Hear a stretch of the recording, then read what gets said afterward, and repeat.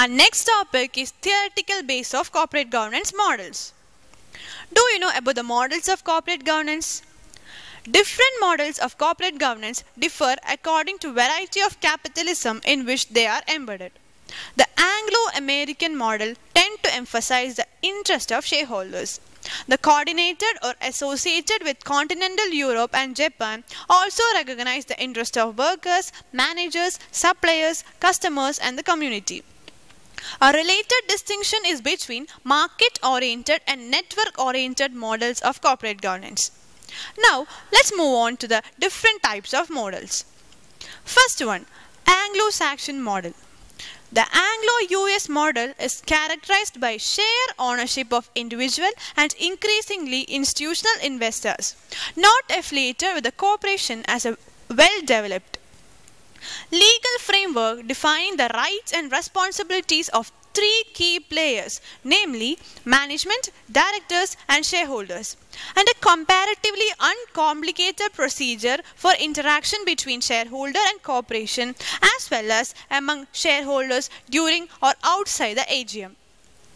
The US is both the world's largest capital market and the home of world's most developed system of proxy voting and shareholder activism by institutional investors.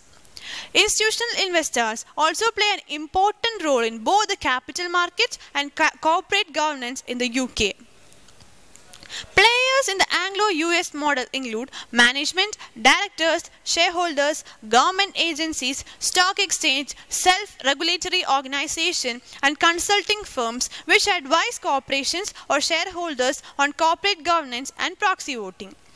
Of these, three major players are management, directors and shareholders. They form what is commonly referred to as the corporate governance triangle. Next one is the German model. The German model governs German and Austrian corporation.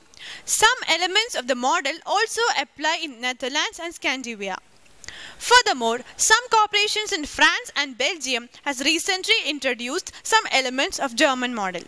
The German corporate governance model differs significantly from both Anglo-US and the Japanese model, although some of its elements resemble the Japanese model. Three elements of the unique German model. What are the elements of German model?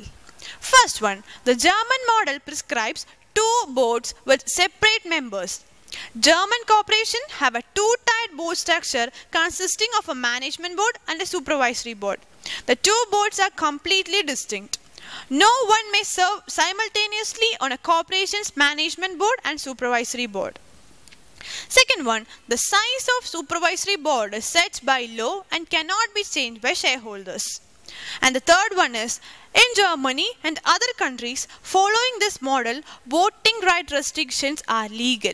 These limit a shareholder to voting a certain percentage of corporation's total share capital regardless of the share ownership position. Third one is the Japanese model. The Japanese model is characterized by a high level of stock ownership by affiliated banks and companies. A banking system characterized by strong long-term links between bank and corporation.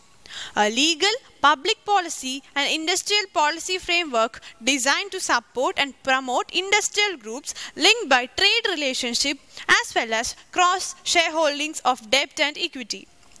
Board of directors composed almost solely of insiders and a comparatively low level of input of outside shareholders caused and exacerbated by complicated procedures for exercising shareholders' votes. The Japanese system of corporate governance is many-sided, centering around a main bank and a financial or industrial network. Almost all Japanese corporations have a close relationship with the main bank. The bank provides its corporate clients with loans as well as services related to bond issues, equity issues, settlement account and related consulting services. The main bank is generally a major shareholder in the corporation. Next one is the Indian model. The model of corporate governance found in India is a mix of Anglo-American and German models. This is because in India there are three types of corporation: private companies, public companies and public sector undertakings. Each of these corporations have a distinct pattern of shareholding. For example, in case of companies, the promoter and his family have almost complete control of the company. They depend less on outside equity capital.